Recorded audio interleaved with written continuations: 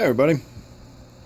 Today's project is going to be working on the native tank. We got a lot to do today. One of the things I'm going to do is wipe the glass down really well. I want to get all that hair algae that's growing on the glass off of there, so that will make the tank look significantly different. I'm going to remove a lot of the tannins when I do a water change, so that will make the tank look significantly different. But the real thing that's going to make the tank look significantly different is today we're going to be working on putting some of the plants in that one of my viewers sent me. We're going to remove these Java fern that were never meant to be in there long term. They were just sort of there to give me some, visual appeal, a little bit of plants in the tank, even though they weren't native, but they were green at least, something in there. So they're going to come out. They've served their purpose. And I've got a bunch of Val americana and a bunch of Rotala. And I have one other thing, but I'm not sure if I like it, so I don't think I'm going to put that in there. He told me what it was, but I can't remember at this point. I'm not familiar with it, and I've never seen it growing around here, so I don't think that's anything that I would really want in this tank anyway. It's probably more of a tropical plant. But the Val and the Rotala, I think, will look okay in here. They won't look out of place, and we will... don't know where they're going to go yet. Probably down towards this end. We'll see once we get in there and start tinkering with it. I'm also going to probably get in and clean a little bit of this one particular rock here. All of that really dark green, nasty, funky stuff is cyanobacteria. So I've already got it in this tank. And, well, I won't say already. I don't think I got it in this tank. I think it was in this tank since day one. That is one of the rocks that I didn't clean very thoroughly just because of its size. If you'll remember, when I was putting this tank together and I got to these larger rocks towards this end, I didn't sterilize them just, out of expediency. I couldn't really manage to do it.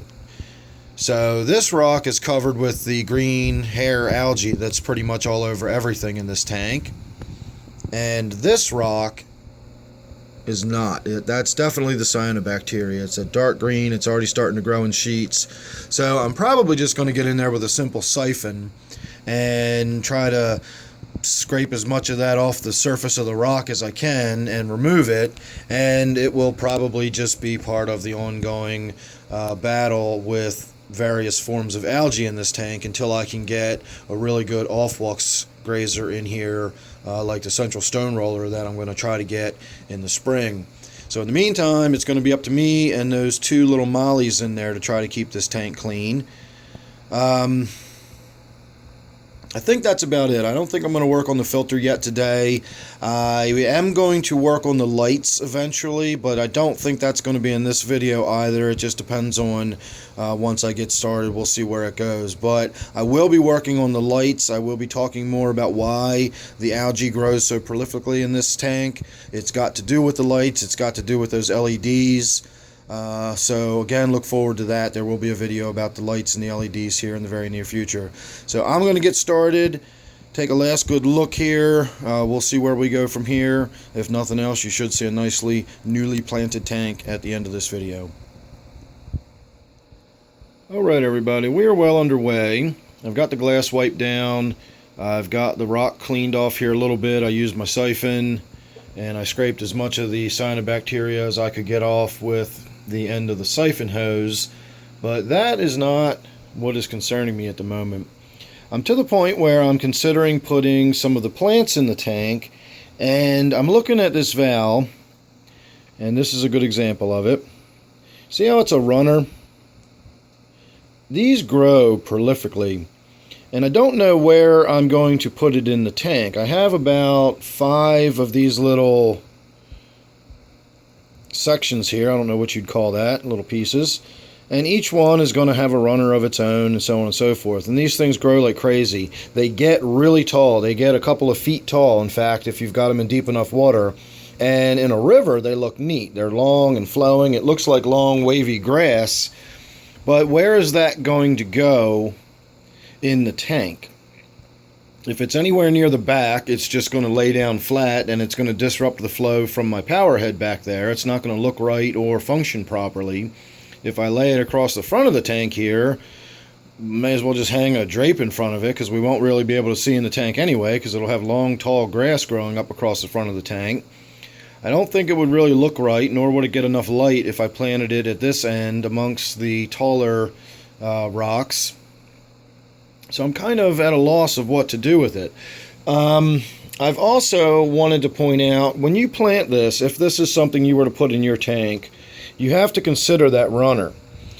Where do you want this to be 6 months from now or a year from now? Do you want it growing this way across the length of the tank? You know, the runner is going to do that. It's going to continue going in that direction. You'd plant it like that if you want it to grow towards the back of the tank. If you want it to grow lengthwise, you would make sure that runner was going this way, and it's going to continue trying to run. So that's my other issue, is where do I put it?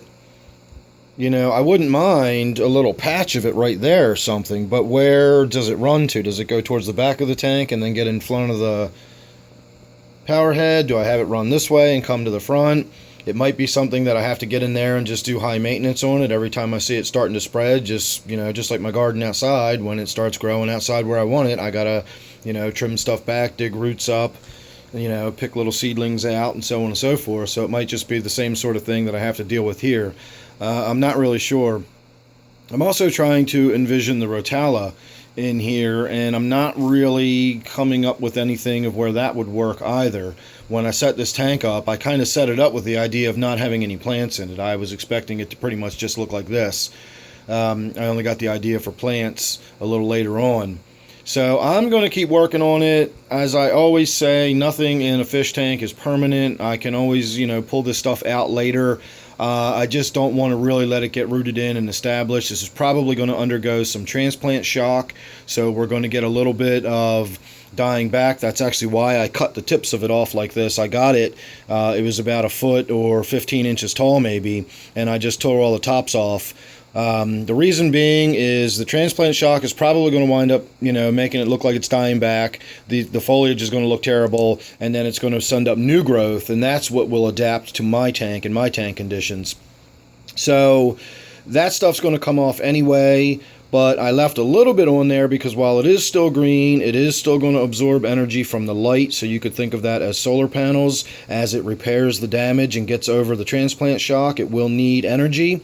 So rather than just taking all the energy that's stored in the roots and using that to generate new growth, it will be able to get a little bit of energy from the green foliage that is left without over hindering it with too much foliage that's simply going to die back anyway. So that's why I tore all the tops of these off, and I'm going to plant them in these sort of stubby fashions. Like I say, most of this stuff will die back anyway, and I'll get new growth that comes out once the plant adapts, and it'll probably be several weeks, if not a couple of months, before it really adjusts and starts growing. And then once it goes, I think it's going to take off and swamp the tank, and I'm going to have grass looking stuff growing all over the place in here or something. I don't know.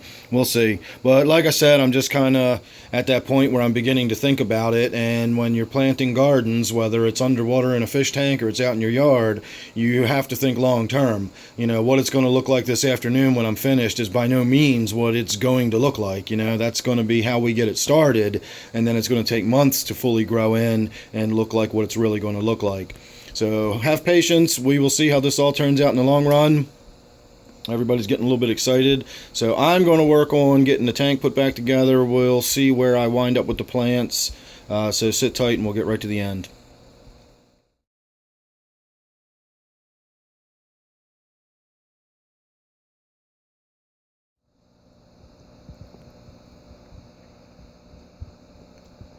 Alright, not too shabby.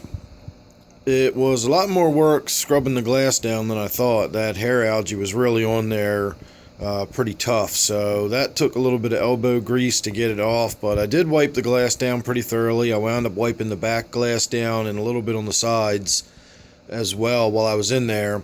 And I did a little bit of work with some hydrogen peroxide. I treated in a few simple ways that I know how to do safely, that required no effort on my part really, but wound up doing a little bit of damage to the algae that's in there. So once again, I don't expect to remove the algae, but I do like to stay on top of it and keep it under control. So when I'm in there doing a water change, I go ahead and I do a little bit of stuff like that.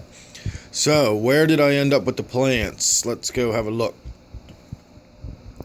I just put a few sort of clumps of Rotala in a couple of spots. It's nothing really significant. It's kind of worked out to be more of where I could put them rather than where I wanted them.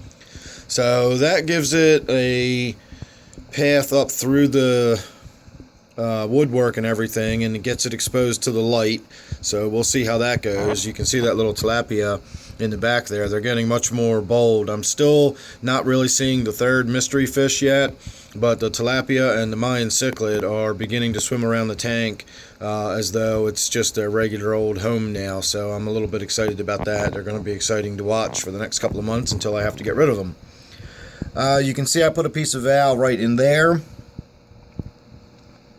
Unfortunately, because of the way I've got the rocks in this tank, front to back was the only way I could lay that runner in. So that is going to be something that over time, we'll have to just see where that ends up. Hopefully it will go a little bit of a diagonal and make its way around the rocks, because the rocks will push the runner. No matter which way the runner wants to go, it can't go through rocks. So if it's going in the direction of a rock and it hits it, it'll push off to one side or the other. So I stuck another little chunk of Rotala down underneath of this corner and kind of propped the woodwork over top of it a little bit to hold it in place. That should give it time to root in properly. I did put a little bit of gravel on top of it as well. Got another piece of the val back there. That is going pretty much the same sort of 45-degree oblique angle towards the back. And also right here I have another little patch of Rotala that is kind of tucked underneath of this piece of wood, again with some rocks and gravel over top of it. And then that is the final piece of val that I put in there, and that goes more or less right to left, although it's not really going to be able to go very far to the left, obviously. So we're going to go sort of off to the right, and again, when it hits those rocks, it's going to push sort of towards the back of the tank, and eventually will probably get in the way of my power head, but there's nothing I can do about that for the moment. So that little guy back there is the tilapia. Let's have one last little sort of look around here and see if we can find some of the other guys. That little one right in there is my mystery fish. So every time I come down and look closely at him, he stops what he's doing and he stares straight at me. So I never really get a good look at him. He just looks right directly at me. So one of these days I'll be able to get in there and see him a little more clearly. And actually, if you look on the end, you can see in the reflection around the corner of that rock is where the little Mayan cichlid is. So he's down there in the back, kind of laying low after this big water change too. So one of these days we'll see these fish and figure out what this one is. I know that's kind of a grainy look, but that's the best look we've got at him so far. So I will keep you posted. If I get any better looks at him, or can get any good solid photos of him, I will post them on my Google Plus page, and maybe we'll get lucky and actually get to identify it. See if we can get a look at him right now.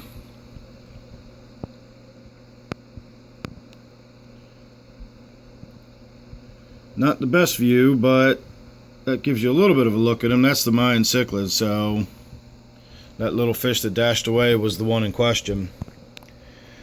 So there you go. Like I said, it'll take a while for the plants to really root in and start growing and doing their thing. So this is just a preliminary look. Time will tell whether or not these are really going to root in and take, or whether it's just not going to be enough light or whatever. So make sure you subscribe. That way you won't miss any of the updates. You'll get to follow along with the progress of this tank. We still have a long way to go. This is my native tank. So thanks for watching. Hope you enjoyed it, and I will see you real soon on the next one.